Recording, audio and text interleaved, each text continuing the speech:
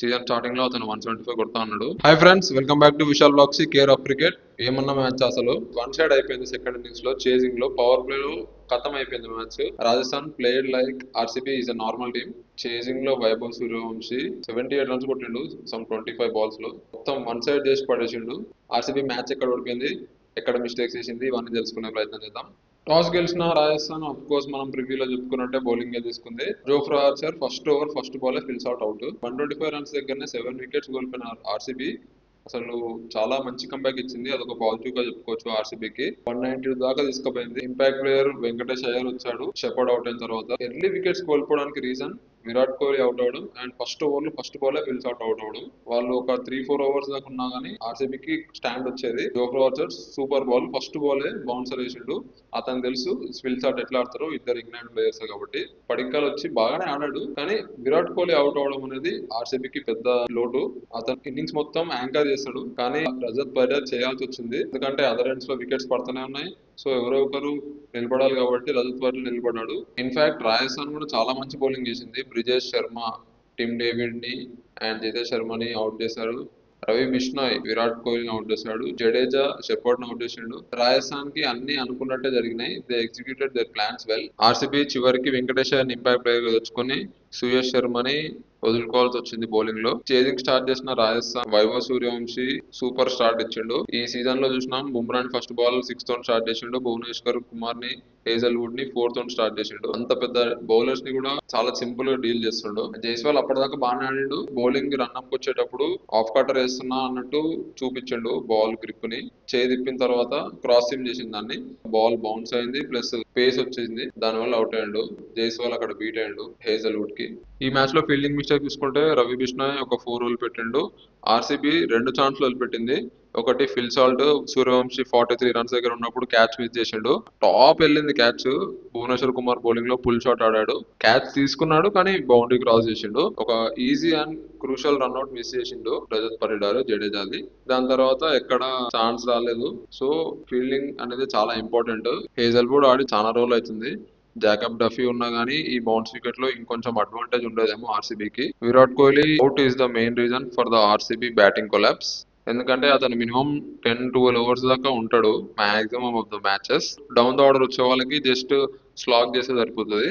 కానీ ఇప్పుడు వాళ్ళకి ఇన్నింగ్స్ బిల్డ్ చేయాల్సి వచ్చింది. దానివల్ల స్లోగా ఆడాల్సి వచ్చింది. And Brijesh Sharma is the game changer. Also Sandeep Sharma middle overs లో వీళ్ళు చాలా మంచిగా వేసారు.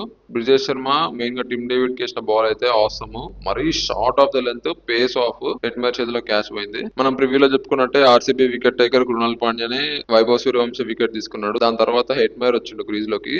హెల్మెట్ లేకుండా వచ్చిండు. ఇక తెలుసు కదా, కృణాల్ పాండ్యా హెల్మెట్ లేకుండా వస్తే, హెల్మెట్ ఉన్నా గానీ బౌన్సర్ వేస్తాడు, హెల్మెట్ లేకుండా వచ్చినా గానీ బౌన్సర్ వేసిండు. అప్పర్ కట్ ఆడే ప్రయత్నం చేసిండు. స్పిన్నర్ కి అప్పర్ కట్ ఆడే ప్రయత్నం చేసిండు. షార్ట్ థర్డ్ లో హెజల్ కి క్యాచ్ ఇచ్చి అవుట్ అయ్యాడు. వెంబడే బ్యాక్ టు బ్యాక్ 2 వికెట్స్ పడ్డాయి. తర్వాత వచ్చిన రియాన్ పరాగ్ కొంచెం కొంచెం సేపు ఒక 10-15 బాల్స్ ఆడి అవుట్ అయ్యాడు హేజల్వుడ్ బౌలింగ్ లో.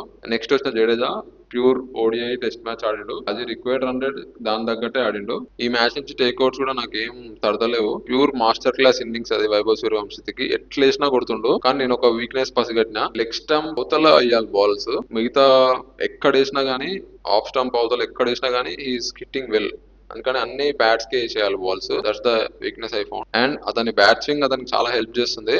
కానీ ఫుల్ టాస్ వేస్తే దొరికిపోతాడు Vaibhav Suryavanshi. Lower full toss వేయాలి. రొమారియో షెపర్డ్ 6 వికెట్స్ పడ్డ తర్వాత వచ్చి రాగానే ఫస్ట్ బాల్ 6 కొట్టిండు. అంత డీప్ ఉంది RCB batting lineup. Krunal Pandya up the order తీసుకొచ్చి ఏదో ట్రై చేద్దాం అనుకున్నారు. వికెట్స్ ఎర్లీగా కోల్పోయినా కానీ అతను స్టే చేయాల్సింది. 3-4 బాల్స్ ఆడగానే రవి బిష్నాని స్టెప్ అవుట్ అయ్యి ఆడి క్యాచ్ అవుట్ అయ్యాడు హెట్మేర్ చేతిలో.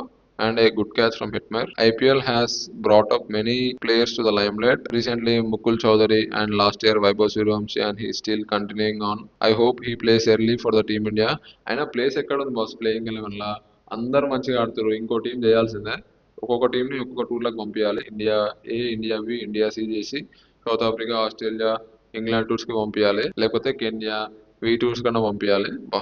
ఏమన్నా తయారైతుందా ఐపీఎల్ వల్ల? ఒకప్పుడు ఆస్ట్రేలియా ఈ స్టేజ్ లో ఉండదు, ఇప్పుడు ఇండియా వరల్డ్ క్రికెట్ లో ఆ స్టేజ్ లోకి వచ్చింది. కానీ వైభవ్ సూర్యవంశీ అట్లా ఆడితే మాత్రం ఎవ్వరు ఏం చేయలేరు. కానీ వైభవ్ సూర్యవంశీ ఆడిండు. నేను అసలు ఫిక్స్ అయిన ముందే, మ్యాచ్ ముందే, వైభవ్ సూర్యవంశీ బ్యాటింగ్ ఆడే టైంలో నేను ఏ పని చేయొద్దు, అతని మ్యాచ్ ఎంజాయ్ చేద్దామని. ఎందుకంటే కొత్త మ్యాచ్అప్స్ ఉండే, భువనేశ్వర్ కుమార్ ఎలా ఫేస్ చేశాడు, జాస్ హెజల్వుడ్ ఎలా ఫేస్ చేశాడు అని అనుకున్నా, కానీ ఇద్దరిని డిఫెండ్ అనే ముచ్చటే లేకుండా ఫస్ట్ బాలే బౌండరీస్ పంపించేసిండు. ఇన్ఫాక్ట్ జాస్ హెజల్వుడ్ అయితే 4 4 4 6 4 balls లో 18 runs కొట్టిండు. Those are world class bowlers. He is treating like as if they are normal bowlers.